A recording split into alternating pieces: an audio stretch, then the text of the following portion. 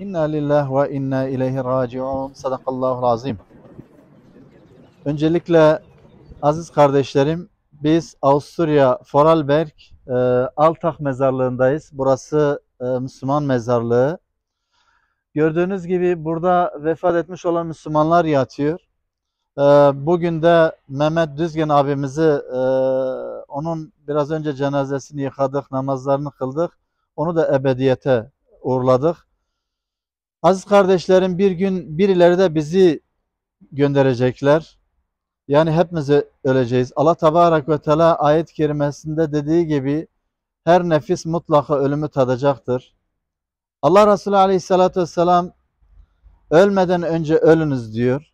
Madem ölüm hakikattır, hepimiz öleceğiz. Bir gün şöyle veya böyle. Önemli olan Allah'ın huzuruna tertemiz bir şekilde gidebilmektir aziz kardeşlerim. Bu dünyada Allah Tebarek ve Teala'nın huzuruna tertemiz bir şekilde gidebilmek için bu dünyada Allah Tebarek ve Teala'nın istediği bir hayatı yaşayabilmektir.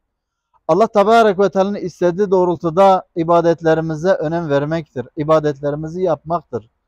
Allah Resulü Aleyhisselatü Vesselam'ın önderliğinde özellikle hareket etmektir. Onu hayatımızın merkezine almaktır.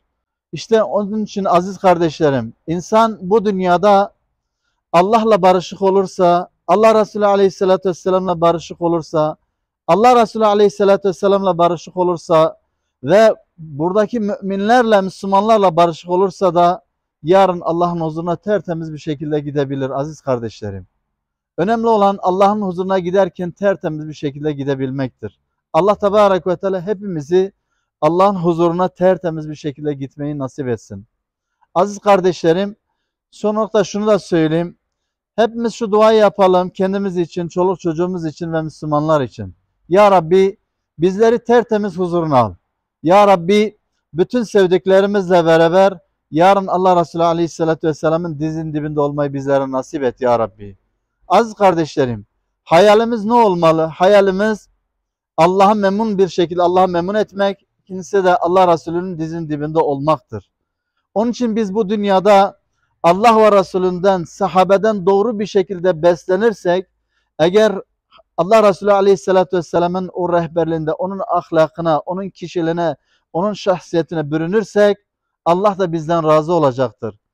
Eğer her bir yıldızlar olan Allah Resulü Aleyhisselatü Vesselam'ın da dediği gibi ashabın yolundan ilerlersek, onlardan doğru bir şekilde beslenirsek, onların Allah ve Resulüne iman ettiği gibi bizler de iman edersek, onlar gibi bizler de imanı aşka dönüştürebilirsek, Allah'a ve Peygamber'e feda olmayı nasıl olması gerektiğini onlardan doğru bir şekilde öğrenirsek ve kendi hayatımızda bunu uygularsak, yarın Allah'ın huzuruna gittiğimizde de tertemiz bir şekilde gidebiliriz.